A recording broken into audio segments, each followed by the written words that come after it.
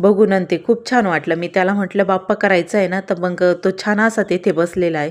मग आम्ही 5 जणी सुहासनीने ना छान असं त्याला औक्षण करून घेतलं आणि मग त्यानंतर आहे ना त्याचं बोरन्हाण करायचं आहे. तर छोटे-छोटे मुलं पण लागत असताना त्यामुळे मग त्यांना पण बोलून घेतलेलं होतं. तर येथे मग सर्व काही लाह्या वगैरे एकत्र करून आणि आता आम्ही बायका त्यावरती डोक्यावरून टाकून घेत आहोत. असं बोरन्हाण आहे ना, हे 5 वर्षापर्यंत करायचं असतं. तर लहान मुलांसाठी चांगलं असतं ना, त्यामुळे मग हे बोरन्हाण करत असतात. तर मग मी पण शंभूचं करून घेतलेलं आहे. म्हणजे आधी ना स्वराचं पण केलेलं आहे.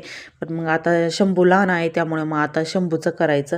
तर येथे छोटे-छोटे मुलांना पण बोलवलेलं होतं. तर छान असं त्यांनी पण फोटो वगैरे काढले. मग त्यानंतर आहे ना, भालेराव मावशींच्या इथे पण आहे ना, त्यांच्या नाताचं बोरन्हाण करायचं होतं. तर आम्ही सर्वजण तेथे गेलेलो होतो. 5 जणी. तेथे पण औक्षण करायचे होते. तर मग त्याचं आम्ही औक्षण करून घेतलं आणि इथे आता त्याचं चॉकलेट, लाह्या टाकून ना असं बोरन्हाण करून घेतलेलं आहे.